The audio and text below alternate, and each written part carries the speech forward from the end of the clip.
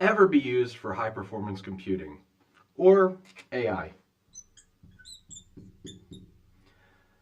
That's what every parallel file system storage company would love you to believe. And that has been true historically for the past 20 years because of the way that scale-out NAS systems have been implemented. But it's 2022 and everything's changed, and I'm going to explain to you why. My name is Jeff Denworth. I'm CMO, co-founder of Vast Data. I'm going to talk a little bit about how you can apply NAS at exascale levels to solve the needs of both HPC and AI. Okay, so to start, I think it would be kind of prudent to first establish the case for why people would want to consider such a move. And I think there's a few things that come into bear. Number one, simplicity.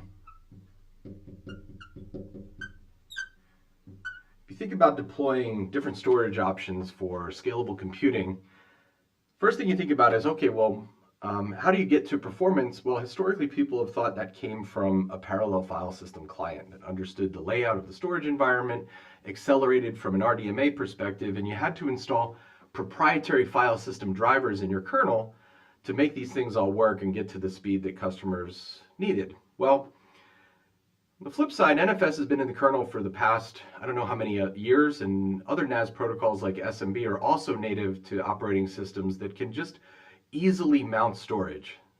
There's millions of machines out in the world right now running NFS and SMB, and there's no proprietary client required for deploying your file system. Now, this has inherent advantages versus a custom driver in that you never have to confuse your operating system management agenda with your storage agenda. And oftentimes customers will worry when they deploy parallel file systems, okay, is my OS upgrade going to break my file system? Is my file system upgrade going to break my operating system? And none of that is the case when you think about standard NAS. So from a simplicity perspective, NAS systems provide the benefit of not having to become computer scientists to go and support the needs of computer science. In addition to that, it also has to be said that from a robustness perspective,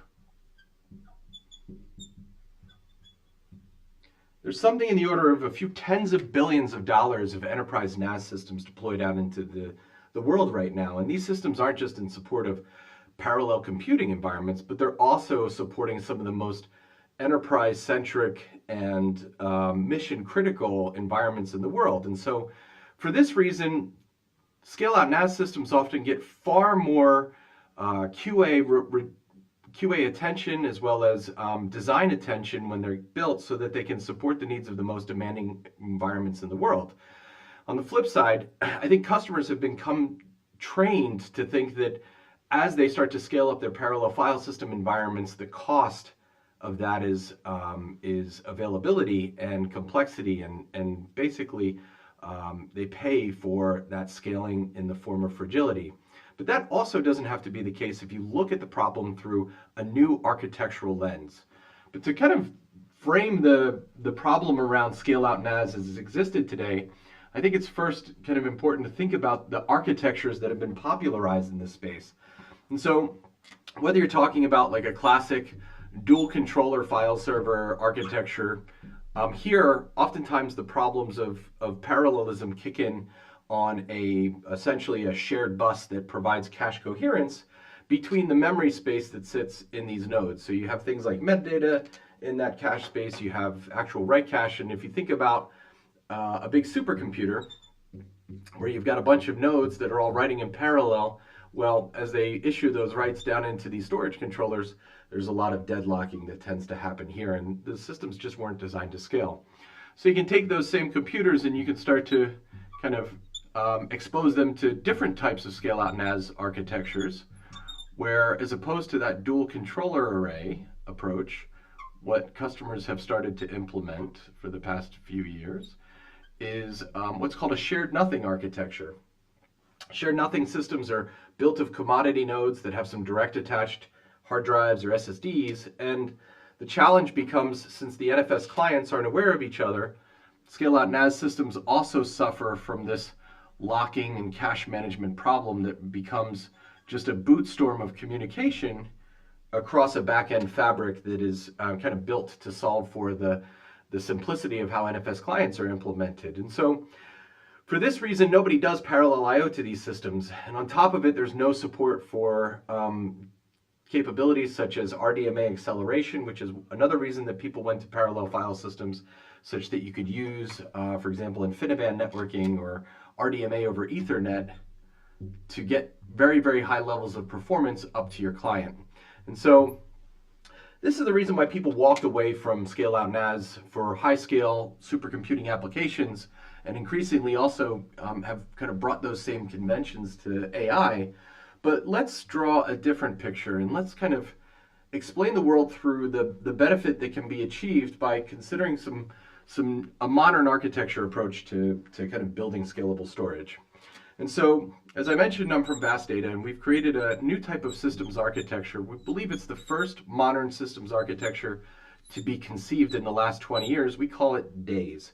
It stands for Disaggregated and Shared Everything.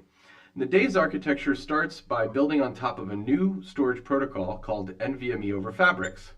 Now, this is a protocol that was basically born out of the RDMA community and is intended to allow for disaggregation between CPUs and SSDs. So imagine a cluster where, as opposed to storage controllers that have a lot of cache in them or have some state in them, or limited to just a cache mirror peer set, you basically can build stateless Docker containers, each of which is designed to handle any function within the cluster from a controller perspective, but also can handle the service of any amount of I/O requests that come into it without having to communicate with any other controller node. The benefit of this architecture is essentially that since each of the containers can see all of the underlying SSDs without talking to any other container, what happens is you get to this avoidance of east-west traffic within a distributed storage cluster. And what becomes of this is just an embarrassingly parallel storage architecture that can support the needs of any scalable application, even like the most gnarly supercomputing problems like N-to-1 I/O. And so whether you're talking N-to-N or N-to-1, there really is no laws of performance degradation that kick in as you start to scale up this system. And imagine a system that you can build from tens of thousands of containers and tens of thousands of NVMe SSDs, all building just a single global namespace. Now, this solves the problem of parallelism. From a client perspective, what you have now is a variety of options: NFS, SMB, both in the kernel, and also S3 for people that want to use modern object access, and it's fully multi-protocol.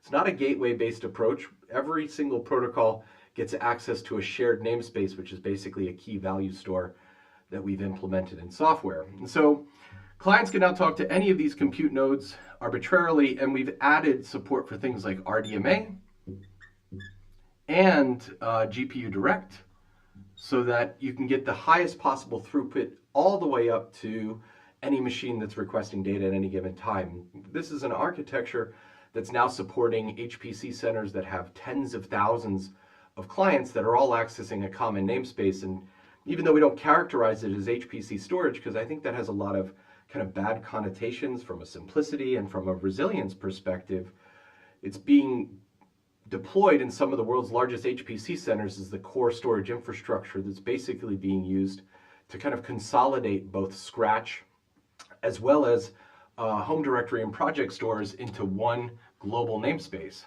One of the really cool things about this, which a lot of our HPC customers are particularly appreciating, is if you think about what we've done, and we've built a system architecture that is designed to essentially eliminate any traffic across the cluster from an east-west perspective. What we realized is in the early days, we talked to a bunch of customers and they said we would never put all of our applications onto a central storage system because our batch applications will kind of ruin the experience for any other subordinate user, like a home directory user that would kind of feel the pressure of a big supercomputer banging on their home directory store.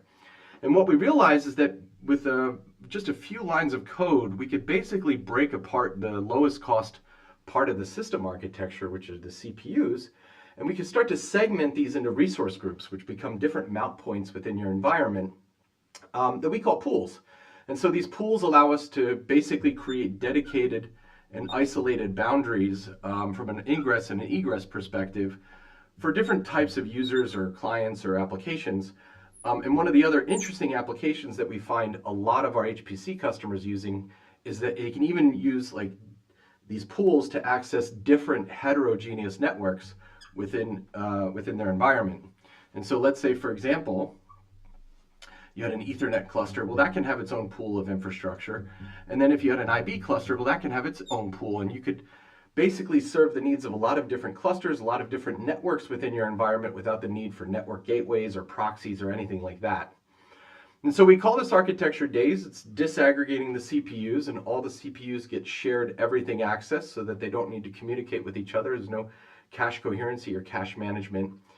Inherent to the system, what you have is just a ton of innovation around bringing the delivered cost per gigabyte down by using the capabilities and exploiting the capabilities that come from random access infrastructure to find new levels of efficiency. On average, our customers see 3-to-1 data reduction on a system that has only 2.7% overhead for data protection.